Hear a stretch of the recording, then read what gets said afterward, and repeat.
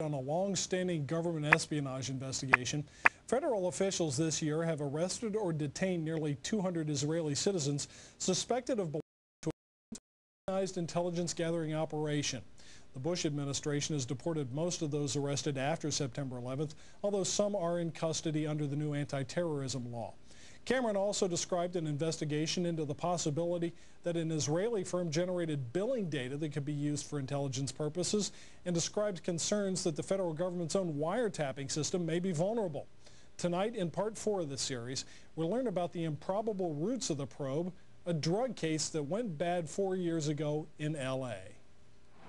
Los Angeles, 1997. A major local, state, and federal drug investigation sours. The suspects? Israeli organized crime with operations in New York, Miami, Las Vegas, Canada, Israel, and Egypt. The allegations? Cocaine and ecstasy trafficking and sophisticated white-collar credit card and computer fraud. The problem? According to classified law enforcement documents obtained by Fox News, the bad guys had the cops' beepers, cell phones, even home phones under surveillance. Some who did get caught admitted to having hundreds of numbers and using them to avoid arrest. Quote, this compromised law enforcement communications between LAPD detectives and other assigned law enforcement officers working various aspects of the case. The organization discovered communications between Organized Crime Intelligence Division detectives, the FBI, and the Secret Service. Shock spread from the DEA to the FBI in Washington and then the CIA. An investigation of the problem, according to law enforcement documents, concluded, quote, the organization has apparent extensive access to database systems to identify pertinent personal and biographical information. When investigators tried to find out where the information might have come from, they looked at Amdocs, a publicly traded firm based in Israel. Amdocs generates billing data for virtually every call in America, and they do credit checks. The company denies any leaks, but investigators still fear that the firm's data is getting into the wrong hands. When investigators checked their own wiretapping system for leaks, they grew concerned about potential vulnerabilities in the computers that intercept, record, and store the wiretapped calls.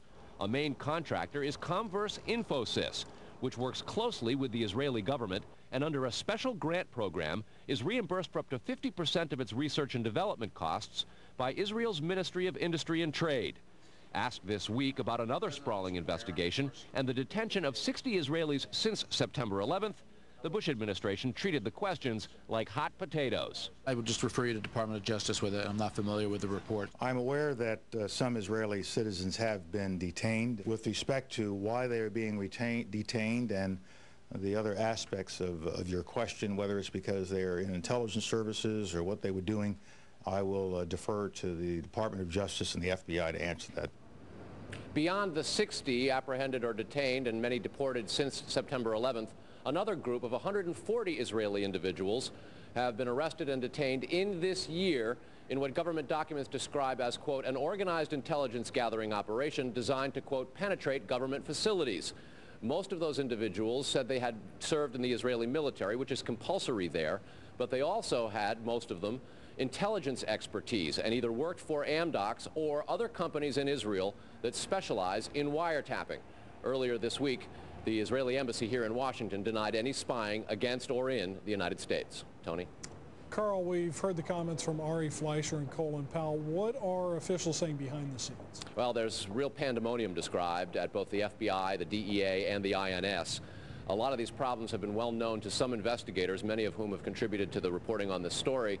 And what they say is happening is supervisors and management are now going back and collecting much of the information because there's tremendous pressure from top levels of all of those agencies to find out exactly what's going on. At the DEA and the FBI already, a variety of administrative reviews are underway in addition to the investigation of the phenomenon. They want to find out how it is that all this has come out, as well as be very careful because of the explosive nature and very political ramifications of the story itself. Tony? All right, Carl, thanks.